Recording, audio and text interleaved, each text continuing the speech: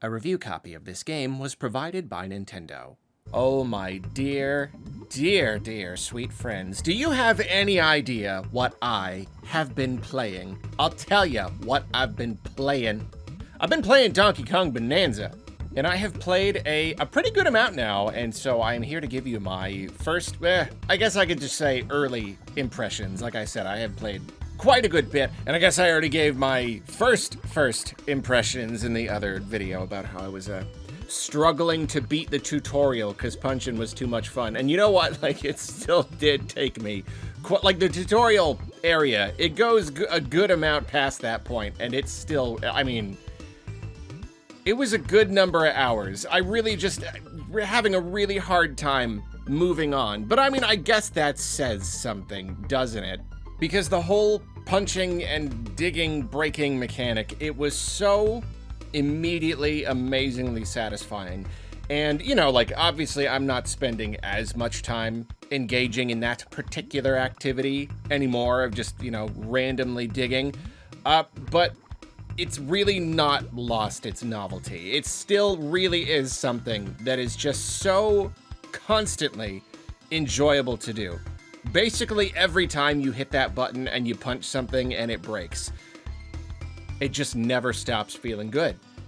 It just never stops. And like just digging around for treasure and just kind of seeing where the dirt leads, you know, just kind of, I don't know, is there something down here? Let's find out. Like, it's something you can do at any given time. Just really any time you can just kind of stop what you're doing and be like, I'm gonna dig around for treasure. And like, they really, they knew how to make that fun. Because, you know, you've got like the regular collectibles, you've got the big Banandium gems, you know, they're fun to get, and like the fossils are like really crazy fun. It basically is the purple coins like from Odyssey. They're just better hidden now. They're hidden kind of like items, but they're fossils, so they're like embedded into stuff and stuck in places, and so they're extra fun to track down. So you have those, like those are already, so like the real collectibles are already good enough, but then they packed the earth with so much randomness. So much randomness. There's always more gold. It never stops. There's infinite gold. As long as you want to dig for gold, you can get gold pretty consistently. You hit like veins, you know, like you hit a thing and a bunch just like pours out. And like that happens fairly often. I mean, I'd say it happens just enough to keep me wanting to dig forever. You know what I mean? It's so satisfying when it just pours out. You can't stop waiting for the next bit to pour out. And then every once in a while, you get a treasure chest. And I originally thought these would be, you know, in predetermined places. But they're not, though. They, like, spawn. And there's even, like, items or something that, like, help them spawn more often.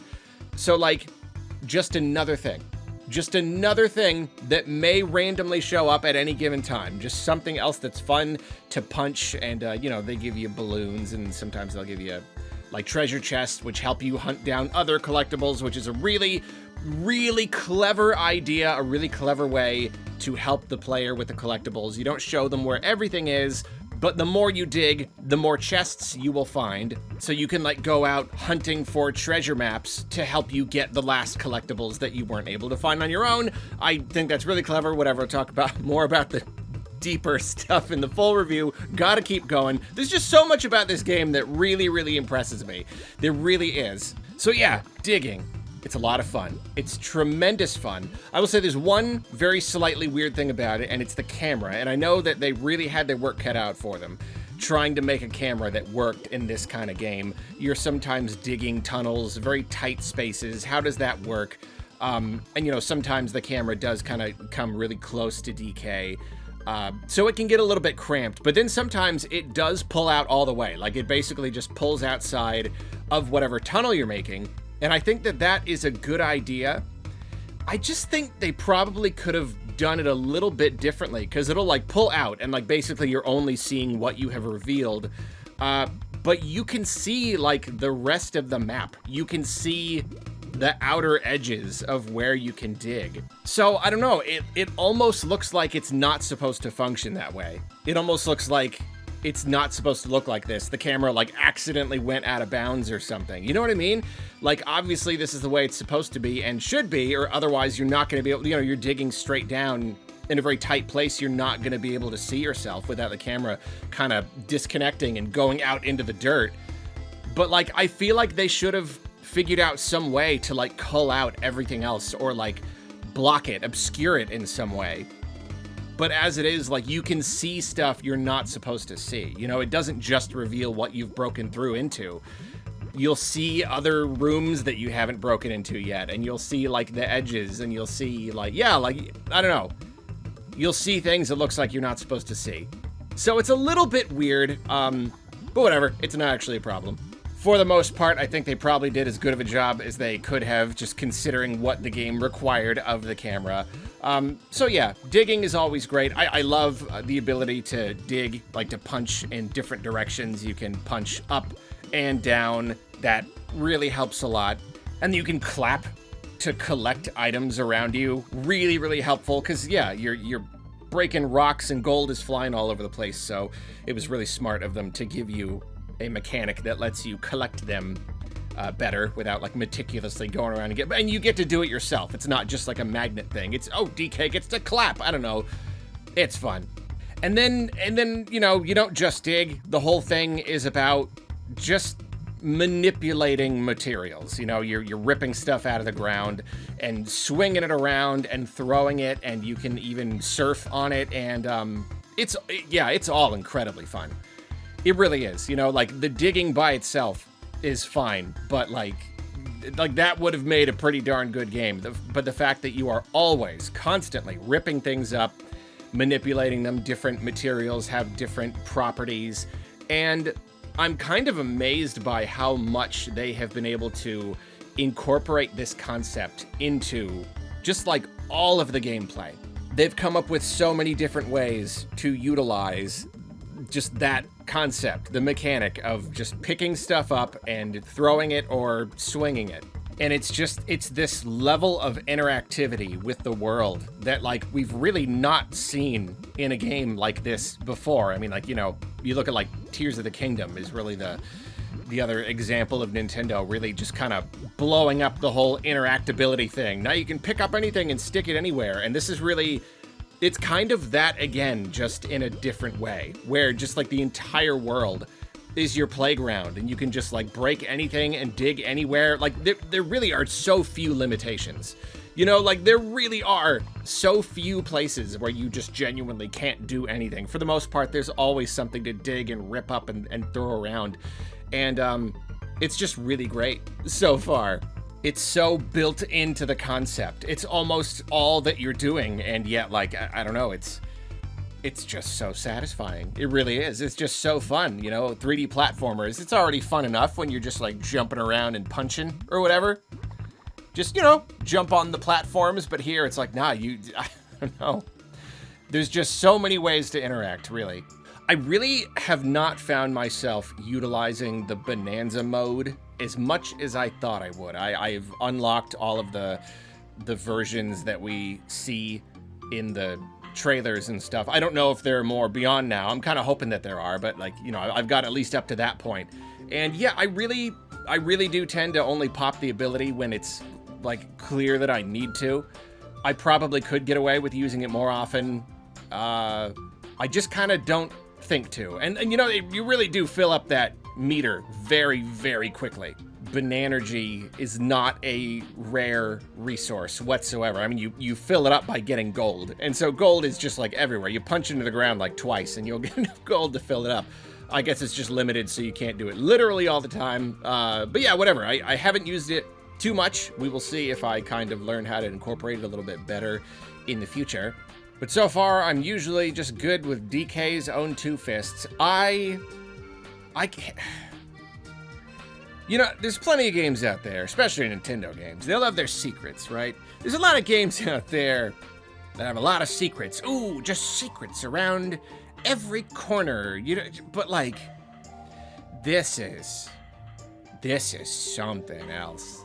This is something else. Because you know what? These worlds are big. There's another thing to say right there. You know, in my hopes video, I was like, oh, I hope the worlds are big. They always look big in the trailers, but look at Mario Odyssey. Some of those, they look big in the trailer, but then you play it and it's pretty small. I'm sure it'll be a good mix of big and small. No, pretty much all of these major areas are like really big. Like really, really, really large. There's so much area to cover. And like, if you just like head straight to like the main story things, you know, like you can go through a level decently fast, I suppose. But like as you move through a level, you will constantly be passing secrets. You will constantly be passing areas where you can tell there is stuff, you know, like, I mean, like anywhere there's dirt or rocks. So you know that there's just going to be like hidden treasures and fossils and things deep in the dirt. So like all by itself, like that's enough. Anywhere there's dirt, there's probably stuff to dig up. But then even just like, you can see, oh, look, there's like a thing over there. There's just like a little, oh, there's a little hill. I bet if I did something over there, oh, there's a rock. That looks funny. Oh, there's a peak up there. It like, the worlds are really big, and yet they are still so surprisingly dense with just stuff to do. Like the challenge things, you know, like sometimes it's a hole you fall into, sometimes it's a little door, and it's like little challenge rooms, and like they're everywhere. They're all over the place. There are too many. I've made a habit of just like opening them and then so that they are on my map, and then I'll be like, I'll come back later.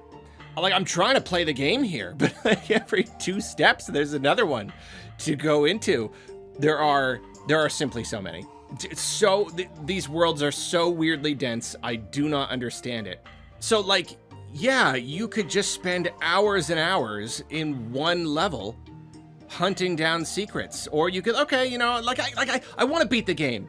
I don't want to rush through the game, but I'm so scared of spoilers. You know how the internet is. You know how YouTube is. So I'm like, all right, I do want to get, I don't want to rush, but I do want to like be cognizant of how much time is passing and the possibility of spoilers or whatever. So I want to get there, you know, I want to roll the credits, but I'm having a heck of a time. I'm having a heck of a hard time here.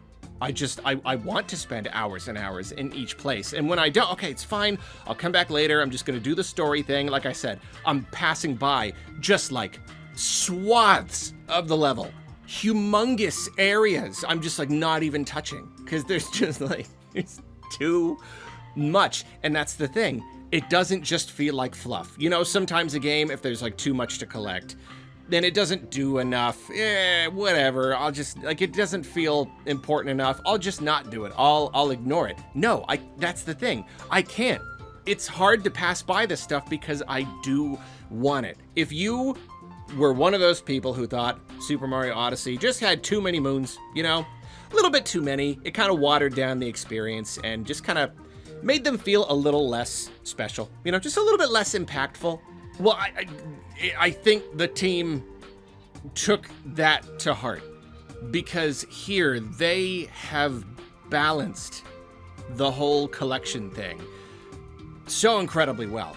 It's just, it's perfect. The Banandium gems, they are more frequent than, you know, the stars of old. They are still like pretty frequent, but they're not quite as frequent as the moons from Odyssey.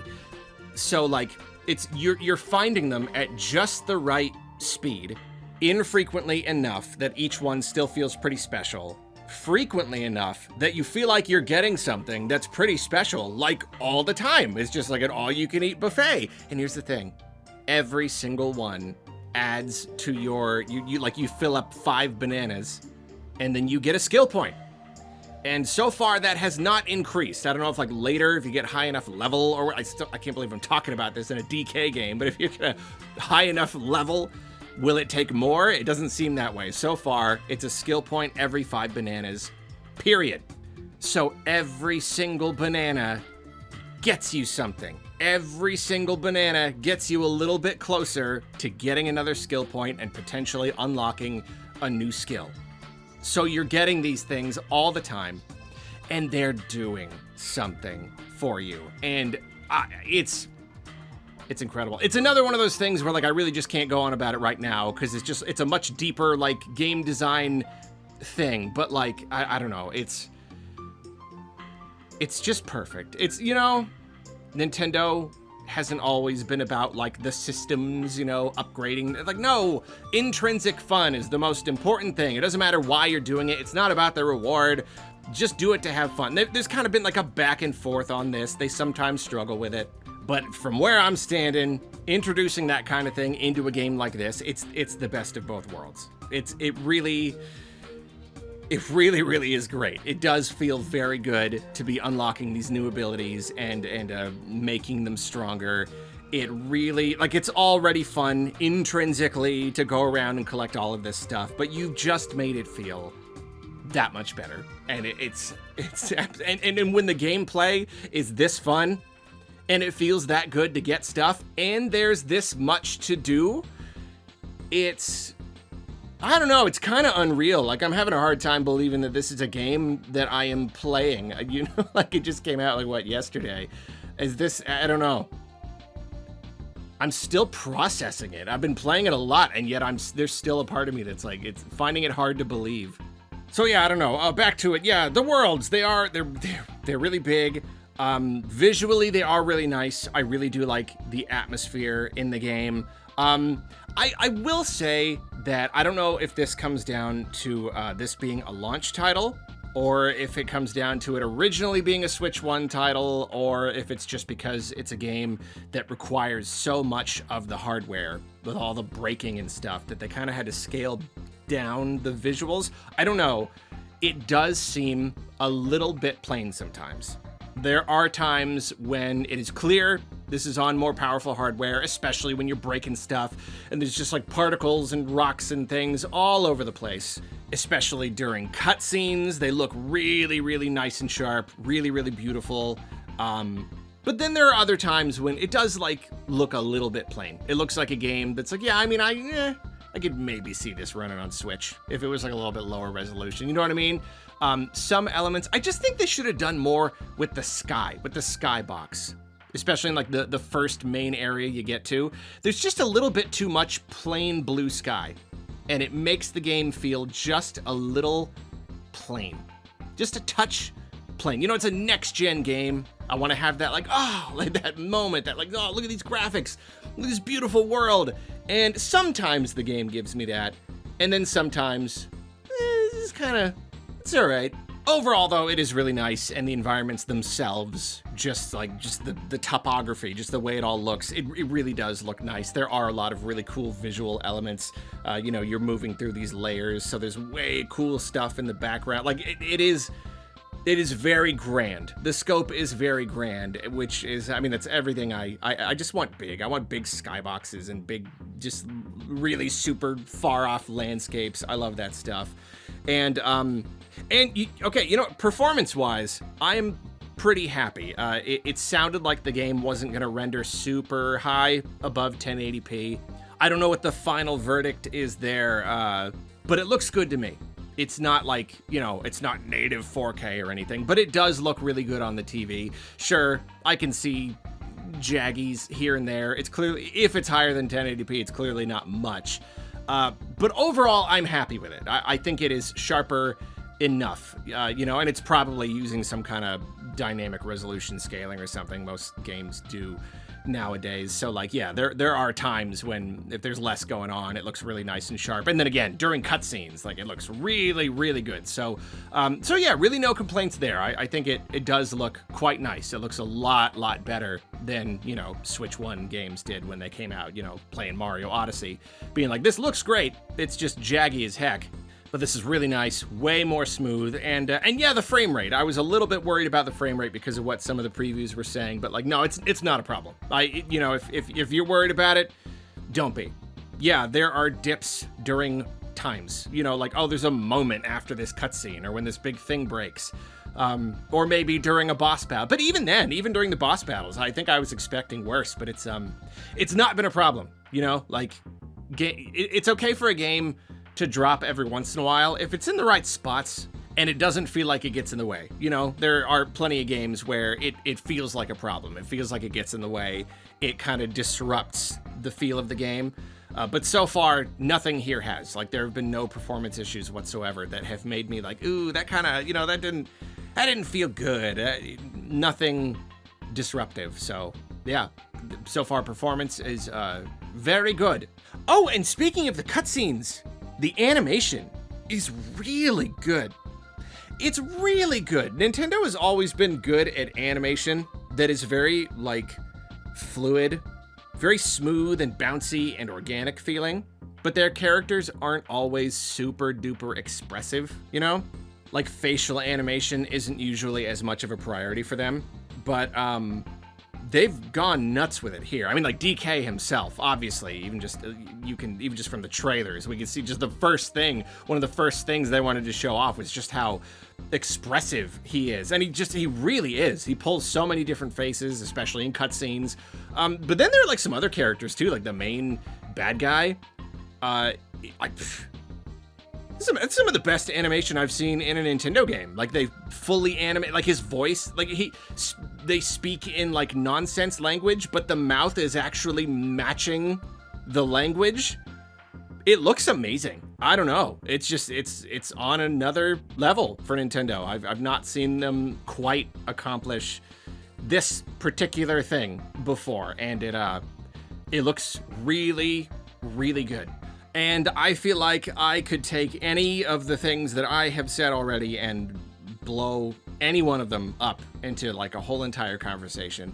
Obviously, I am very excited to write the full review for this game eventually, but I'm getting very ahead of myself. I should probably just stop now and say I am enjoying Donkey Kong Bonanza. There's always a risk of kind of giving into the hype, you know, and kind of, I mean, it happens. It happens, you know, in games journalism. It's happened to me, myself, even before all of this. There have been games where I played and, like, the new stuff was so exciting that it was a little easier to miss the bad stuff. So then going back to it, I can see, you know what I mean? Like, the hype can kind of die down, the novelty dies down. So then later, you look at it a little bit more clearly. So, like, you don't want to risk going too over the top with your first reaction. I don't want to, like, give you a bunch of, like, really firm, really huge, dramatic statements about this game and how much I'm enjoying it. But I'm really enjoying it. I really think it's good. I should leave it there, but I, so far, think this is a very, very, very, very good game. A very good game. We will see how I feel when I'm done with it. We will see how I feel after I've finished and had time to chew on it for a while. But at least at this time, I'm going bananas for Donkey Kong Bonanza. And I ain't monkeying around. I give it a prime 8 out of 10.